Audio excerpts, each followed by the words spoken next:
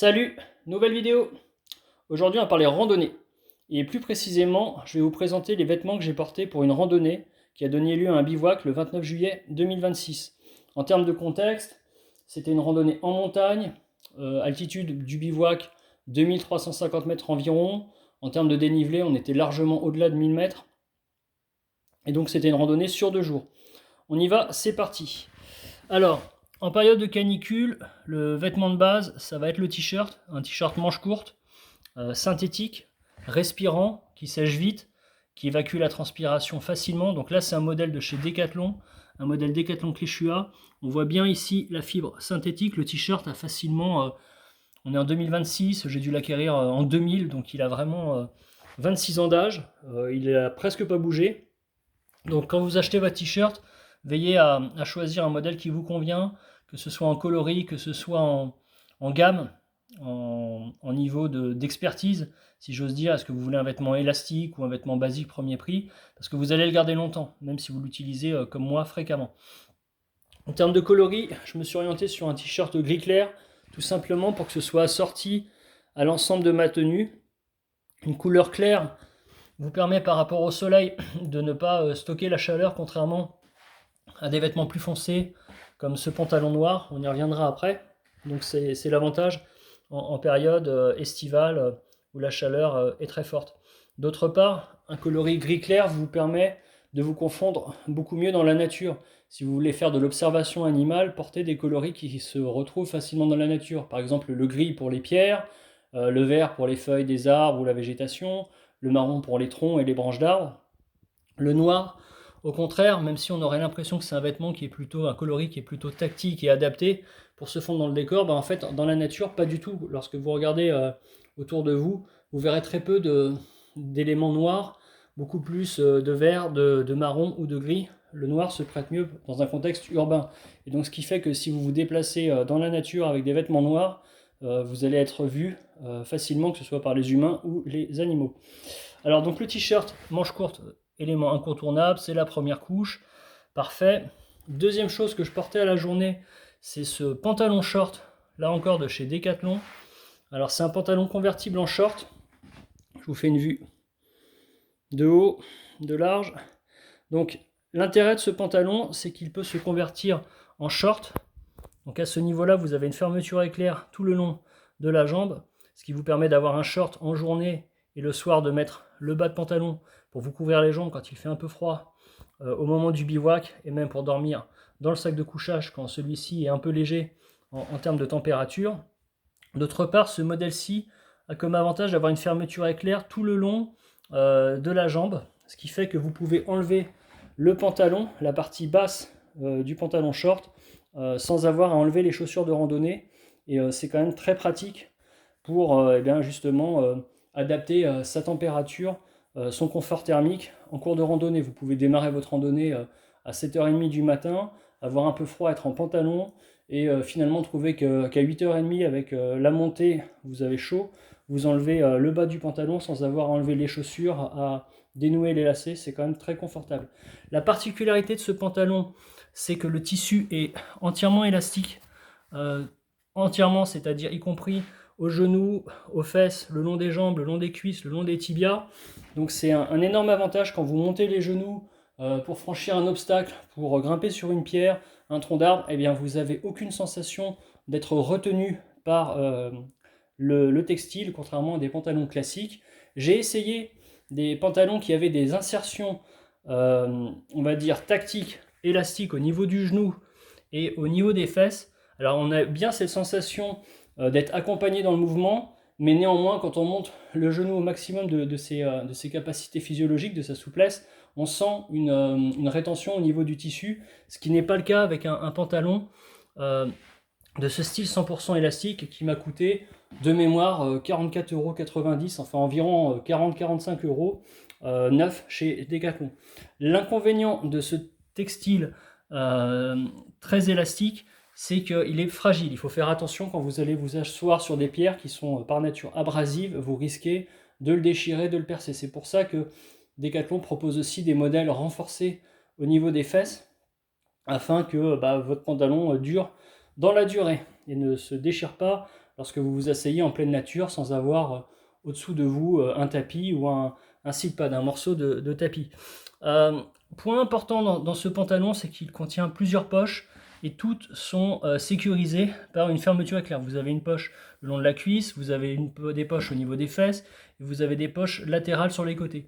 Les poches sur les côtés, en général, des pantalons de randonnée, sont des poches comme celle-ci, ce ne sont pas des poches droites comme les jeans, et le risque que vous avez, c'est qu'en laissant des objets à l'intérieur de ces poches, ceux-ci peuvent tomber quand vous allez vous accroupir, vous pencher en avant, vous baisser. Alors que si vous fermez une fermeture éclair, parce qu'il y en a une qui est mise sur ce pantalon-là, ben, l'objet qui est à l'intérieur, vous n'allez pas le perdre. C'est pour moi important, quand on est en randonnée, généralement, on est assez mobile, et c'est vrai que les risques, surtout avec la fatigue, de faire tomber quelque chose, de ne pas le remarquer, ça arrive fréquemment, et donc des poches sécurisées sont les bienvenues. Par contre, c'est moins confortable quand vous allez glisser votre main à l'intérieur, quand il fait un peu froid. Si vous n'avez pas de gants, vous allez sentir forcément les dents de la fermeture éclair. Bon, c'est un petit inconvénient qui est largement compensé par l'avantage que procure la fermeture à éclair. Donc on a vu le t-shirt, le pantalon. Le pantalon est noir, mais au niveau des jambes, moi j'ai pas ressenti de surchauffe lié au fait que les vêtements noirs sous la chaleur et sous le soleil captent la chaleur solaire. Donc pour moi c'est pas un problème. C'est plus au niveau du buste. J'aurais tendance à dire qu'il faut avoir des coloris relativement clairs. Au niveau du pantalon, c'est pas dramatique. Simplement, sachez que le noir, comme je l'ai dit en début de vidéo, ça vous rend très visible, en particulier quand vous vous déplacez, que ce soit pour les humains ou les animaux. Alors maintenant, on va passer à un autre vêtement qui est pour moi incontournable. Et là, on est plutôt au stade du coucher, c'est le tour de cou. Le tour de cou, je vous le présente à l'écran. Je vous fais une vue un peu large pour que vous voyez la longueur totale d'un tour de cou chez Decathlon. C'est vraiment un vêtement qui est incontournable. Vous allez pouvoir le mettre donc autour du cou, comme son nom l'indique. Ça vous permet d'avoir suffisamment chaud au niveau de la gorge. C'est souvent au niveau du visage qu'on va prendre froid, que ce soit en début de journée ou en fin de journée, parce qu'évidemment, la peau est nue. Contrairement au reste du corps qui va avoir généralement au moins une couche, c'est-à-dire un t-shirt et un pantalon. Au niveau du visage, le corps étant exposé à cet endroit-là, vous allez avoir beaucoup d'échanges d'air et donc de possibilités de vous refroidir. Donc le tour de cou, c'est vraiment très bien pour protéger son cou, sa gorge. Vous pouvez l'utiliser aussi en bandeau, que ce soit simplement pour protéger vos oreilles et votre front du froid, ou en faire un bonnet. Et donc ça permet, par exemple, quand je dors la nuit en bivouac, très souvent j'utilise ce tour de cou là sur ma tête pour couvrir mes oreilles, et le sommet de mon crâne en faire un bonnet pour augmenter la chaleur au niveau de la tête. Éventuellement, ce que vous pouvez faire aussi en journée, c'est passer votre tour de cou le long à l'arrière de votre casquette, et ça vous permet de protéger votre nuque des rayons du soleil qui viendraient taper derrière vous pendant que vous marchez. Ça permet d'avoir une casquette améliorée, renforcée par rapport aux effets de la chaleur. Puisqu'on parle de casquette, je vais vous la présenter. Donc c'est une casquette de chez Decathlon, grise, donc assortie à l'ensemble de ma tenue. D'ailleurs, on voit que sur le tour de cou, il y a différents coloris, gris foncé, gris clair. Ça permet de camoufler en quelque sorte sa tenue et de se fondre un peu plus dans le décor. Moi j'aime bien, pour des raisons esthétiques, quand je vais dans la nature, de ne pas être une espèce de pollution visuelle orange fluo. Ça peut avoir son intérêt pour l'alpinisme, ou quand on veut être sûr d'être visible justement par d'autres personnes. Moi j'aime bien l'idée de me fondre quand même dans le décor, de ne pas faire tâche, ne serait-ce que pour les photos que prennent les autres randonneurs. Donc la casquette, indispensable pour se protéger la tête des coups de chaud, pour protéger aussi sa vue grâce à la visière. C'est une casquette synthétique, donc elle sèche vite. La petite astuce, c'est que vous pouvez la tremper dans l'eau, dans les cours d'eau, pour vous rafraîchir directement le cerveau, la tête. Donc c'est vraiment un incontournable de la randonnée estivale. Accompagnez votre casquette de lunettes de soleil, que moi j'accroche grâce à cette pochette sur la bretelle de mon sac à dos. Donc c'est une bretelle sur laquelle je fixe donc la pochette grâce à des scratchs, et je sécurise le scratch grâce à cette petite accroche en plastique. Pour les lunettes de soleil, plus vous montez en montagne, donc en altitude, plus vous allez avoir besoin de verres spécifiques avec des protections sur les côtés. On voit la différence, hein. Franchement, pour avoir testé des lunettes classiques et des lunettes plus orientées montagne, vous aurez du mal à repasser à des lunettes classiques. si ce n'est peut-être pour conduire, parce que la difficulté des lunettes de catégorie montagne, c'est que les écrans, style le GPS, etc., vous les voyez très mal en conduisant. C'est d'ailleurs déconseillé de conduire avec ce genre de lunettes. On a parlé de la casquette, on a parlé des lunettes de soleil pour se protéger du soleil. J'ai commencé à évoquer la question du bivouac et de la nuit à travers le tour de cou. Toujours pour la nuit, quand on a une tenue qui est comme moi très légère, hein, comme on le voit ici à l'écran, c'est une polaire, ici un gilet polaire simple épaisseur, très basique, très simple. J'ai des polaires beaucoup plus chaudes à capuche, donc double épaisseur habituellement avec une capuche. Moi je conseille systématiquement d'avoir une polaire à capuche sur soi. Là en l'occurrence période de canicule, j'ai voulu tester le gilet tout simple en bivouac et pour la nuit. Ça a fonctionné très bien. J'avais un sac de couchage léger pour une altitude de 2350 mètres. J'avais un sac de couchage 20 degrés avec un drap de soie. C'est très peu. Le risque est d'avoir une température généralement aux alentours de 5 degrés à cette période-là. Mais comme c'était la canicule, que j'avais bien pris les éléments niveau météo, etc., bon, je craignais rien au niveau froid. L'avantage du gilet avec une ouverture intégrale sur le buste, ça vous permet de vous ventiler pendant l'effort facilement. Parce qu'évidemment, on ouvre dans ce cas-là le gilet et ça permet d'évacuer la transpiration et d'avoir moins chaud. Une astuce aussi, quand vous avez des poches zippées comme ça, bon, déjà évidemment, en fermant la poche zippée, vous allez pouvoir sécuriser vos objets.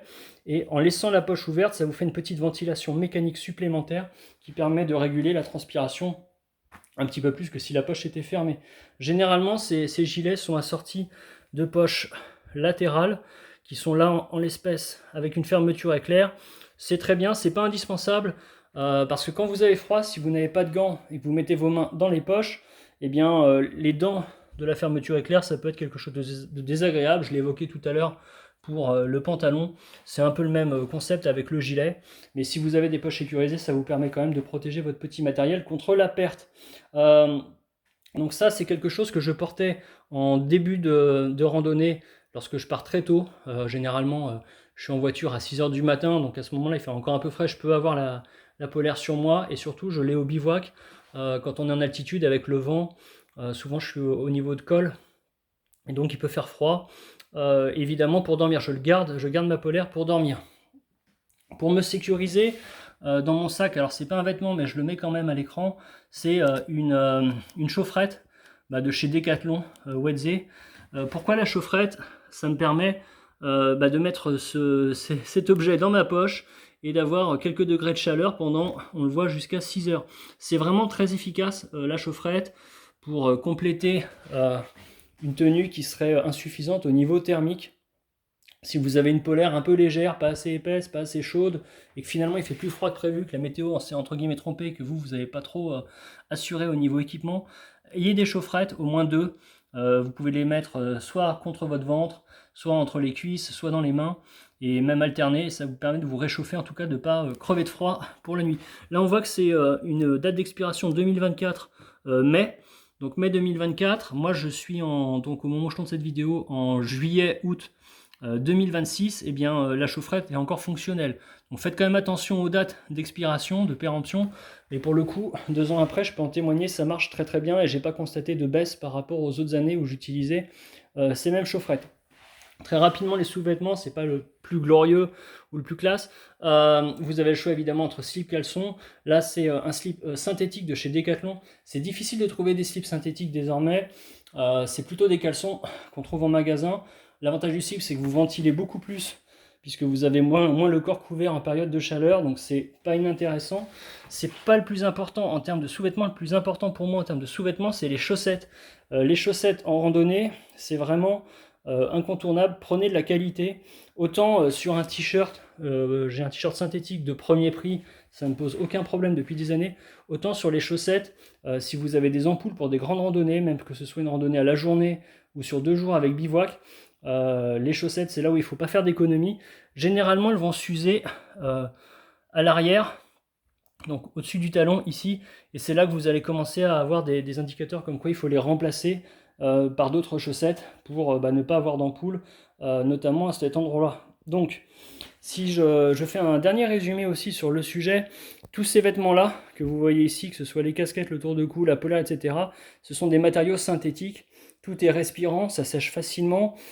Pour l'aspect santé, moi j'émets quand même des réserves par rapport à du coton, qui est un matériau sur lequel on a du recul. Pour ces matériaux synthétiques, je ne sais pas ce que ça peut donner par rapport à tout ce qui est perturbateur endocrinien, etc. Donc je les porte, mais au quotidien, je privilégie quand même des matières naturelles telles que le coton. Abonnez-vous, likez, commentez, partagez, ça m'encourage, boostez d'avance. Merci, à plus!